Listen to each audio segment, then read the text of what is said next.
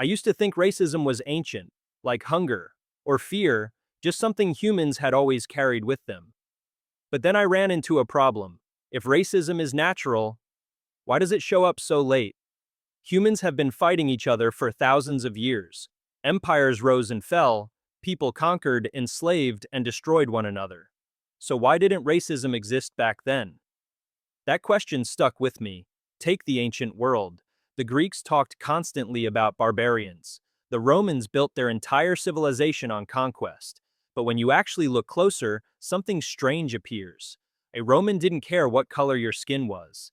They cared if you spoke Latin, if you dressed like them, if you followed their gods. A dark-skinned man from North Africa could rise to become emperor. A pale-skinned man from Britain could be enslaved. That isn't racism, it's something else. What they had was xenophobia, fear and dislike of outsiders. But xenophobia had an exit. If you learned the language, adopted the customs, joined the army, you could become Roman. Your identity wasn't permanent, and that's when it clicked. Racism is different because racism locks identity. So when did the lock appear?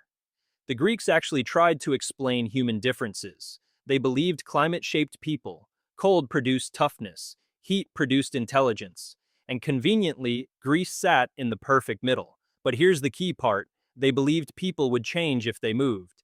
Difference wasn't in the blood, it was in the environment. Still no lock. So I started asking a new question. Why didn't Rome invent racism?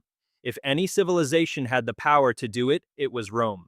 Historians give three surprisingly simple reasons. Slavery wasn't racial, people didn't think in global categories, and empires depended on outsiders assimilating. Racism would have broken the system, so for centuries, it didn't exist. Until suddenly, it did. That moment came in Spain in the 1400s.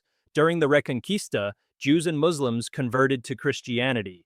They spoke Spanish, they lived like everyone else, but the ruling elites didn't trust them and didn't want to share power.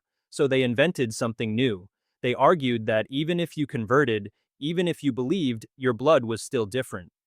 For the first time in history, identity became permanent. No assimilation, no exit. The door was locked. Once identity was locked like that, other systems began to lean on it. When Europeans began enslaving Africans, religion came first. Early on, enslaved Africans could be freed if they converted to Christianity. But once conversion became common, freedom quietly disappeared. By the 1600s, skin color stopped being incidental. Dark skin became associated with permanent slavery. Religion adapted.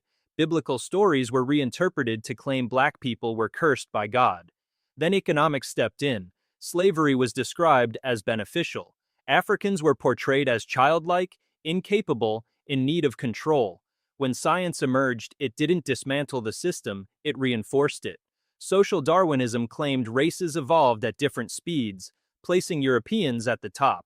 Hierarchy became natural. Oppression became inevitable. None of these systems created racism.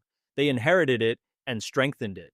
By the 20th century, racism didn't even need hatred anymore. It was built into systems: housing, education, employment, justice. Discrimination didn't disappear, it went quiet, invisible to those outside it, persistent for those trapped within it.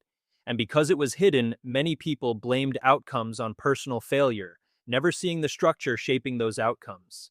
So are humans naturally racist? No, humans are tribal. Humans fear outsiders.